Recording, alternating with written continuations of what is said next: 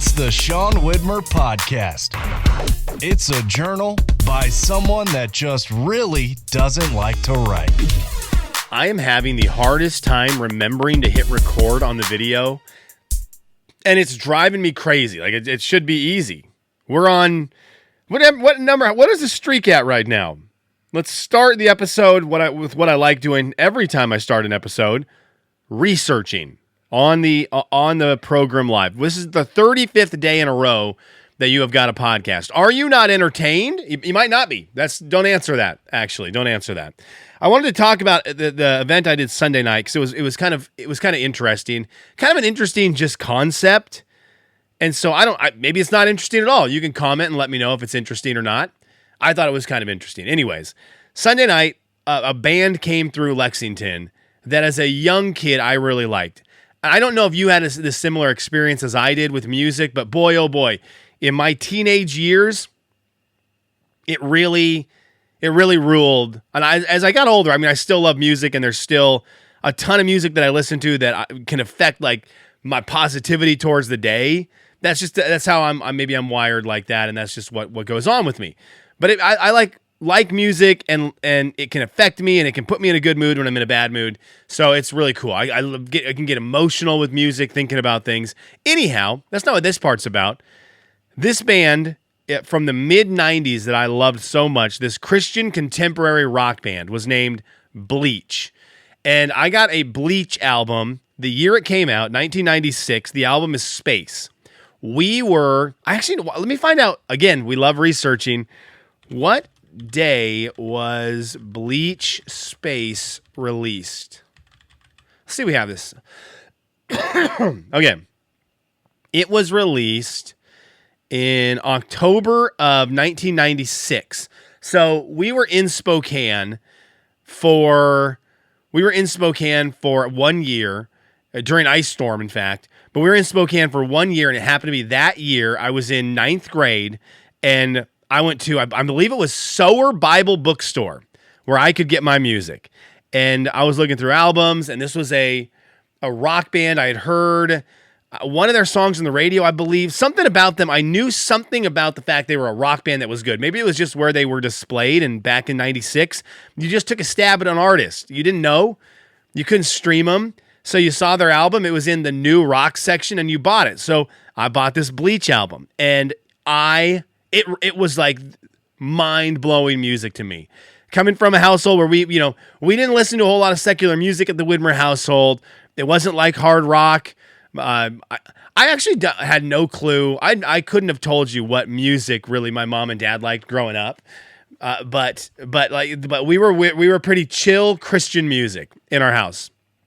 A lot of Michael W. Smith, a little Phillips, Craig and Dean, a little Amy Grant, Sandy Patty, Steve Green, Stephen Curtis Chapman.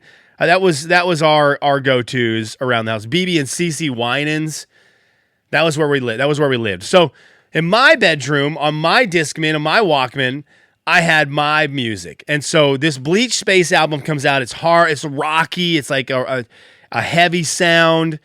And I'm in 9th grade, and I am looking for music that will hype me up for basketball. That really is. I mean, that was my life. My life was basketball in high school. And so I needed music to listen to get the juices flowing. Bleach Space was that. So I get this album, I wear it out. I had the cassette of it. I ended up getting the CD of it. I know at one point I had 2 of the CDs because I scratched one up back when we moved back to the States. So anyhow, I loved this album. And then they had a lot of music that came out afterwards. It was very influential in my formidable years. Is the word formidable? Formidable. I keep saying that. And it's not formidable. It's not formidable. What is the word I'm looking for? What is the word? Formative. Golly. In my formative years. Anyways, in my formative years, they were very influential. So the one thing I never got is I never got to see them play music live. This band became like the huge one for my cousins, Ryan Scott and me, because they liked Bleach also. And we are very nerdy and superstitious. And so one thing we would do is when we would play MLB The Show together, as we would do a lot, play MLB The Show, we'd create a whole roster of characters of the three of us and then people we made up, and they would just be our ride or dies in every year in MLB The Show. So we would do it, and everyone had their own song because we were like, well, this would be their walk-up song. And since there's three of us, like this is nerdy, there's three of us playing this video game. One person was on the sticks, and two of the other people would be playing the music for the players as they came up. And inevitably, every time we played a Bleach song, someone hit a home run. That just is how it happened. Bleach and a couple Weezer songs, just automatically hitting home runs. So we always joked about, like, these are the power songs. And then through our course of our life, like, it went from just silly MLB The Show to there's a Bleach song called Wavin' Goodbye that I think Ryan and I have utilized, as it was such a power song on MLB. Every single new phone that I've ever had, that had access to MP3s, same with Ryan, we get it, and the first thing we do on it is play Wavin' Goodbye. Before anything. Cars that Ryan and I have gotten, if we've gotten new vehicles, with my Jeep that I have right now, first thing I did is I connected my iPhone, I played Wavin' Goodbye. It has been like this song of our life that we just continually act as our superstitious, you play this song if you get new technology. I played it on my PS3, my PS4 before I even played a game. Like, it's just hilarious. So anyways, this is the band that sings it.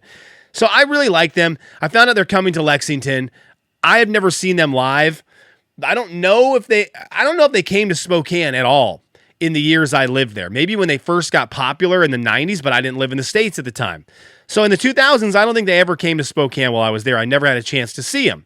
So I hear they're coming to Lexington. They're back for a 30-year reunion of playing music. And I'm hemming and hawing. I'm talking to Anna about this. I'm like, do I go to the Bleach show? It would just be me. I wouldn't go with anyone. I just would go. The two other people in this world I know who know about this band are in Spokane. They're not coming out for it. So I tell her the whole week, I'm like, no, I'm not going to go. And she keeps saying, like, you need to go. You need to go. So finally, Sunday afternoon, I decide I'm going to go to this concert. So I get a ticket, go to the concert, and I head down to the concert. It's in a venue that probably holds 1,000 people. And this is the part that was like, oh, man, there was probably 250, 300 people there. Right. So this is already a little bit like, okay, it's not like a big show like I'm used to going to where it's jam-packed and it's sweaty and you're wall to wall, which is the thing I wanted to avoid. I don't really love that anymore. I used to love it. Now I'm just kind of like, I don't want to get in a crowd and listen to music. But in this, you got space to move around. I was all about it. So you go down, it's very intimate. And so this band to me, again, the larger than life when I'm a kid, larger than life when I'm in my 15, 16, 17, 18-year-old days playing high school basketball, going to college, listening to them then. They're like just very big time in my life. And so I'm excited to see them. I'm 44 now. I'm an old geezer. And this band's not any younger. They're in their early 50s. So I'm hanging out. There's some opening bands. I'm back in like this area where there's merch. I'm looking at the merch and I look up and the lead singer for the band is just standing right in front of me. And I'm like, that's Davey bass singer. That's the lead singer of Bleach. This is crazy. He sings the songs that I love. And he's just kind of looking at me and I'm kind of looking at him weird. And I'm 44 and he's 51. And I'm like, hey, dude.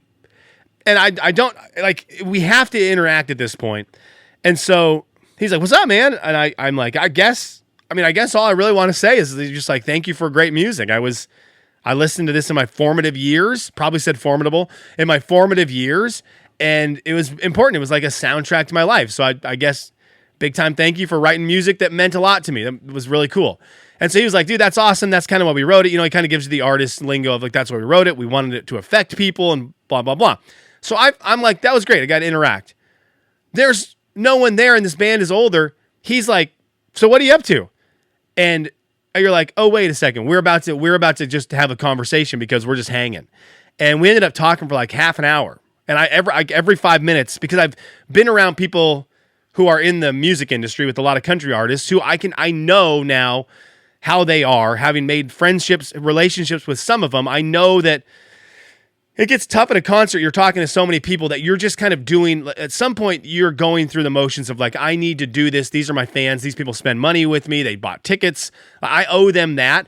But the artist inside their head is like, look, as much as I appreciate you, I'm not looking to have an hour-long conversation. I've got a show to play. So I'm trying to be very respectful. I'm like, hey, dude, I appreciate your time. He's just keeps on powering through. He's like, so you grew up, we somehow got upon the topic of me growing up in Venezuela. His wife's from Peru. So like, it's just this long conversation. And finally, I just eject. I go, hey dude, thank you for the time. That was really fun. It was great. Like, that's very cool. 15-year-old me is never going to believe that I just talked to Davey Basinger for a long time. And he started chuckling. And then he brought up the point. He's like, dude, it's so weird how when you're younger, all of this is like larger than life and all of this is so big. And it's like, oh my goodness, like our songs are on the radio and stuff. And you just like start to think a certain way about things. And he goes, I'm 51 now, man. He's like, you're 44. You're a dude. I'm a dude. We're just people like doing this whole thing together. Why wouldn't I just hang out back here and catch up and learn about the people who liked what I liked when I was growing up? He's like, we have a very common interest. It happens to be the music that we're going to play tonight. We both like it. Like, that's a cool thing to have stuff in common. So it was just really cool, his aspect on it. But it was weird for me to be like, when I was 15, these guys were huge, and now I'm just hanging out back here, and you feel kind of like a dork because I'm also like, I'm realizing that I'm 44 and I'm just a dude. I'm realizing this guy's in his 50s. He's just a dude. There's nothing super special about either of us, but I'm still looking at him like, oh man, you're so much cooler than me. You're so cool. It's just weird how our brains work that way. When he's going to go home and he's going to talk to his wife and kid and go through the same parenting troubles we're all going to go through. But I thought it was cool because they are, they're at a level where all of them were like, look, we have jobs now. So we are down to earth. It was just kind of, I don't know, it's kind of wholesome in that way. I don't know what this story meant or anything like that, but I just thought it was kind of a fun human experience to get to go and put that realization together as an old man of, all these people that were heroes to me when I was a kid, they're just doing the same stuff we're all doing. They just happen to have a job that led to me listening to them a whole bunch all the time. The concert was cool though. I'm too old to be staying up that late. I will say this about the band. One of the cool things was he has a really good voice. The lead singer, I think I always thought had a really cool voice. His voice a little bit higher than, like, it's a rock voice, but he can get up there a little bit in his register. And so I've been to plenty of concerts where you get to a part of a song where the lead singer has some high notes on the album version of a song, and then in concert they bail out on the high notes and they kind of bring it down an octave because you can't quite hit those high notes. No, this guy hit all of them. Every single note that existed on the album, no matter how high it was or if it was a scream or whatever, he hit every one of them, which was great. Okay. My motivation for you is if you liked a band when you were a kid and they come rolling through town, go see them. It's fun. It's a fun walk down memory lane. That was the other great part. It was a concert full of every song they played. I'm like, oh, dude, this song, because I didn't listen to them in a while. Maybe like, oh, this song back in 98, I'm gearing up, putting on my Kobe Crazy 8s. I've got my headphones on. I'm getting ready to walk down to the basketball court for a basketball game. And I know I've got this song jamming in the fall of 1998. What a time. So it was cool. All right. That's it for today. Thanks for being here. Thanks for listening to your favorite movie podcast. We'll be back tomorrow.